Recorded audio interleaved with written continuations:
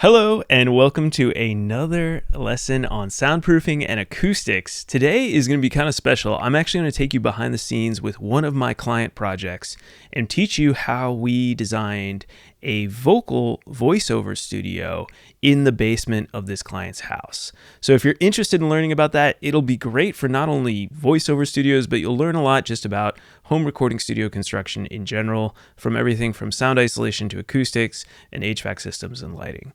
All right, before we jump in, as always, I have a wonderful resource for you that will really help you out as you're going down this journey of trying to design your own home recording studio or soundproof room. And this is my free soundproofing workshop.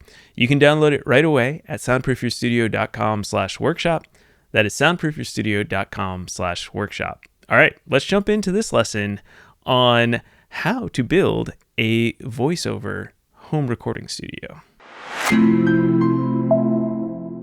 All right, so first off, I want to show you this, which is the plans that my client gave me right off the bat. There was this one, and then there was also this other one here, which was really helpful in getting the general ideas of this studio across to me. And so whenever I work with a client, this is really what I do. I go through and I say, okay, can you give me as much information as you can about the space? So we're just building in this basement in this little section here. It's a very small space, and it was a challenge to work within that, but you know, I love that challenge. Here's some other pictures of the space. So here's a shot that the client gave me of the space as it's partially demoed. You know, I asked like, hey, can we see what's behind the walls? And here's another shot right here of the space that we would be building the studio inside of for this voiceover studio. Notice it's on a concrete slab in the basement, always a great thing. These are actually cinder block walls on the backside, also another great thing when you're designing studios in your home. Lastly, here's another shot of the floor and kind of that brick wall back there, just some like polystyrene type insulation here. Alrighty, so now let's jump into the actual 3D model I build in SketchUp. So I do all my work in SketchUp these days. Here is the finished studio. As you can see, I did a portion of it. This is like a little bookcase area where we hid the HVAC system, and then the studio would be in the basement like this on the concrete slab. So the first thing I want to talk to you guys about is going to be the soundproofing system. So we're going to go through this in several sections so I can try to show you all the components that bring this model together. And then at the very end, I'm going to show you the actual plans that I create and give those then to contractors who can then bid out the project and build this thing. So to start with, let's look at the soundproofing systems. We're going to start with the walls, which everyone loves, good old walls. So for this system here, you can see I took out everything except for the walls, basically. And there is actually a beam, which this is important too, which I'll talk about in a second. But basically for these walls, what I decided to do is something unique. I used rebond foam right here against the drywall to save us space, because we're in such a tight, confined space. I was like, what can I do here that would save us some space? So we're putting the rebond foam up against the wall here with construction adhesive, and then attaching drywall as well. And this right here you're seeing is actually my design for the intricacies of how the ceiling and the wall meet so that they actually aren't touching, and we're using backer rod and acoustic sealant here to make sure that we don't have any transfer. And I'll show you that when I talk about the ceiling. So this is a space saver technique, and it wraps all the way around, at which point we then get our double wall system. And you'll see up here that this is actually the fire stop system. This is insulation and then half-inch drywall that goes across our double wall system so that fire, you can actually see this coming up, couldn't spread up between the two walls. And this is always a good idea for fire safety. So I like to include those in my plans as well. Something unique here on this wall that you might not have seen in any books or anything is my choice of trying to make it so that the sound on this wall doesn't go across the ceiling and into it. So we're trying to create a blocked off area up here. So if I put the ceiling on real quick, you'll notice that this is now a continuously sealed ceiling. You wouldn't notice this, but the rafters are right there, and I don't want sound to go up over my rafter space up here, so I'm having them build this up around each rafter. Yes, that's annoying, sure, but it definitely helps out a lot with the isolation. Same thing here, double wall system all the way around. Now for the beam, this is kind of the really crazy thing here. And I want to show you this beam real quick. So now I'm going to talk about the ceiling here. This is the floor above. These are the existing ceiling joists, the floor joists for the floor above, and they're about 16 inches on center, which is pretty typical. So between the ceiling joists, this pink represents the pink Owens Corning pink insulation. Sticking that up between the ceiling joists is super important with helping with the isolation system. So I put that in there. Underneath the insulation, you're going to see all these hush frame rafts. And I've become a pretty big fan of hush frame rafts, even after making YouTube where I said they weren't ideal. And that just shows you that I'm always learning. I'm always changing my ways to try to be better at my job. And these are 1x3 furring channels, so we don't have to use hat channels here, and the rafts will decouple. If you look really close down here, you can see how there's actually a space from our joists, and then there's actually silicone that's inside of these rafts that decouples them sonically from the external structure. And this is a specialty thing. You can see the red beam in here where these hush frame rafts are decoupling my layers of drywall from the rafts above. And I believe I did 3 layers of drywall because we really wanted to make sure that sound from above in the house doesn't come down into our voiceover studio. Now I want to talk about the door. Everyone is always wondering about doors, so I'm going to briefly explain this double door system. I'm always a fan of double doors. You can see we have a continuous hinge here. This is a solid core door. On the back side here, you can see some of the custom acoustic panel I made for this door. So I'm just going to take that acoustic panel off and show you how this works. So we got communicating doors on both sides. Notice they're opposite with the swing. And let me see if I can actually open up this door for you. It might be easier to actually take you through like this. So take off the outside door and we can sort of see what's going on here. Both doors are built exactly the same. You know, you've got your rough opening.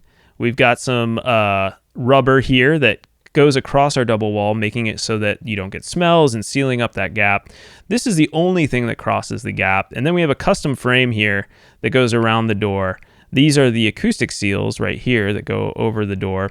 And this right here is added plywood, 3/4 inch plywood to add some weight to each of the doors.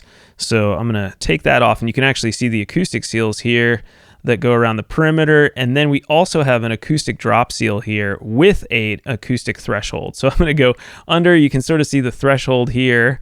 That gives us a continuous seal across the bottom.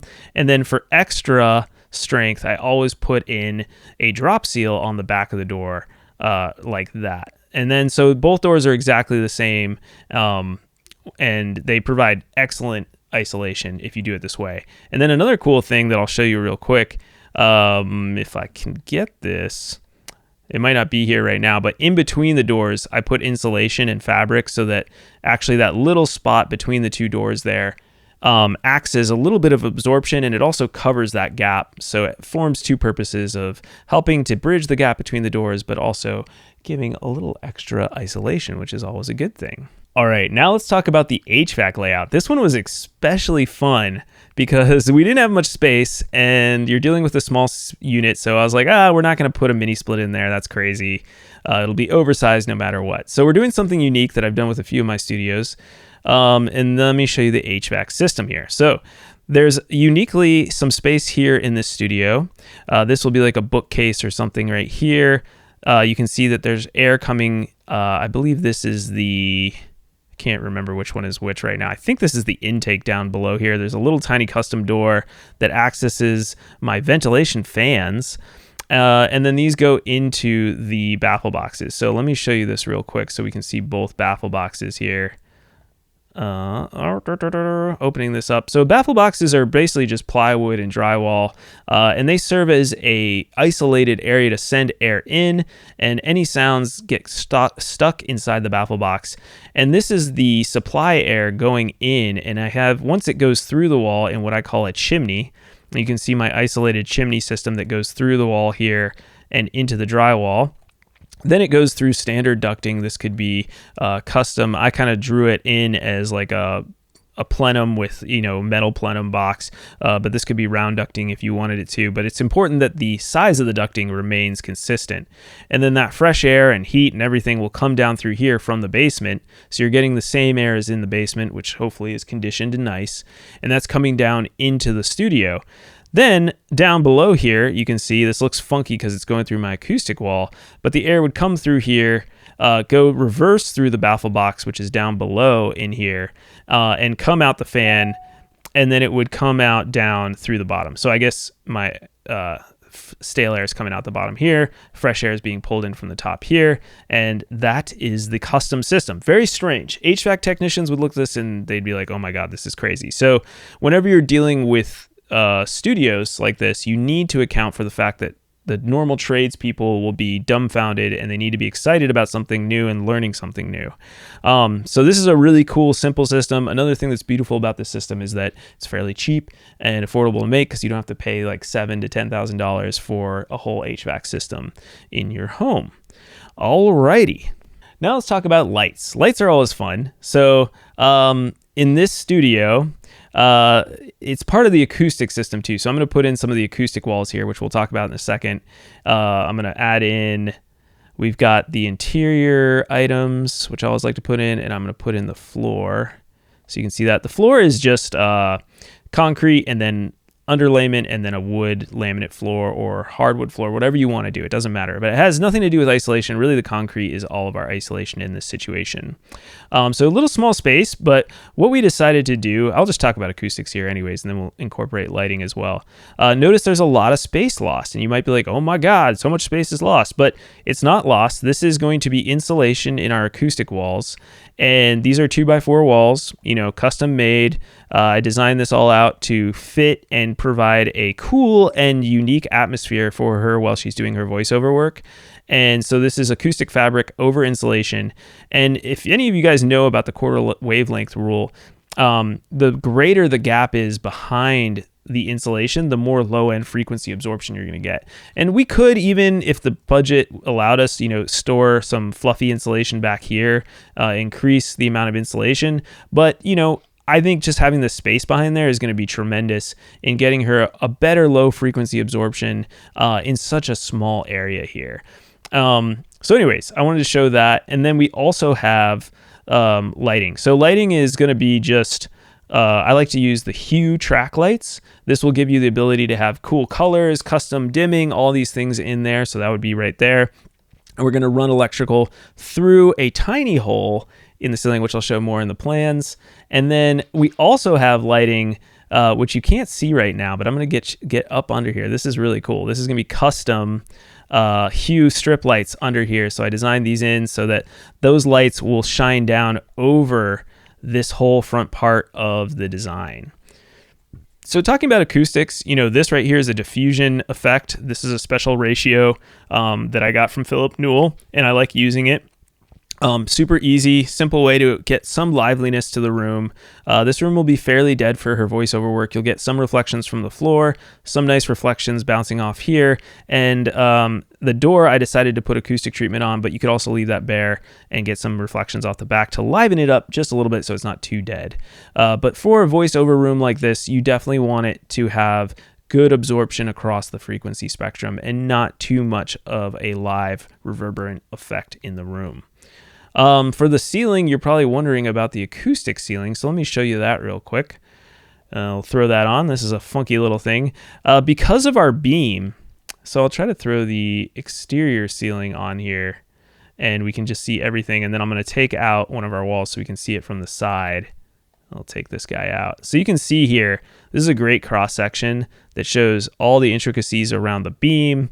Having to design the acoustic room so it angled up was something that I really wanted to do. Again, doing this is going to cost you money, so you have to be aware of that, but I'm also creating a gap here that's increasing the absorption in the ceiling as well. So she's going to have better low-end frequency absorption down here than up here where it gets tighter.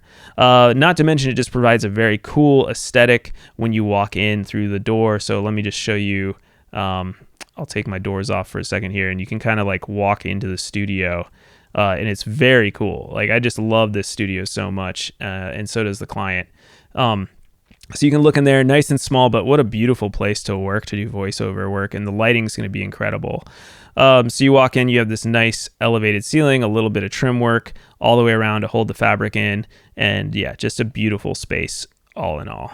All right, so let me show you the final plans that we have here that will then show you how this all comes together. All right, so here you can see the final plans for this client. I'm trying to hide the name as much as possible, so that's why you can't see this side here. I'm going to blur out everything as well that has any personal information on it. But you can see here that everything I talked about, I designed this out into the plans so that whoever's building this doesn't have to ask many questions. They can look at these plans and all the weird stuff about soundproofing is pretty much covered within these plans. Everything from, the HVAC system to the acoustics, here's building sections, going over all the details. As you can see, this is a lot of work. This is why building recording studios is really hard to do on your own and why people hire me. But for those of you who are DIY, I hope this shows you a little bit about the careful planning that you can do to make sure you get the level of studio you want to have. Electrical diagrams, things like that. And then also some of the diagrams with the HVAC work, which is really tricky. Here's a great cross section that you can see of the HVAC work, the baffle boxes, everything like that, how to build the baffle boxes, which you can see here, and then how to build my specialty chimneys, which I don't know anyone else who's doing these chimneys, but I really like the idea of having the baffle box continue through the wall, keeping that isolation, and then it goes into the acoustic room, as you can see here, the acoustic wall, sorry. Here's the acoustic setup. You can see all this, fabrics, so much work that goes into this, the ratios of every single piece of wood here, some of the detail work that goes into the building of the door, and that is everything there. So, as you can see, there's a lot that goes into what I do professionally. I haven't shared this on YouTube yet. It's been like a new thing in the last year and a half that I've really dug into doing plans for clients and doing all this work. So I wanted to share it with you. I'm going to do it more often, try to give you guys an idea of what you can do. And if you like this, leave some things in the comments saying, hey, I want more of this, or can you show more of that? I'm always here to help you guys learn. And for those who have the budget and the interest, you can always hire me as well as your studio designer.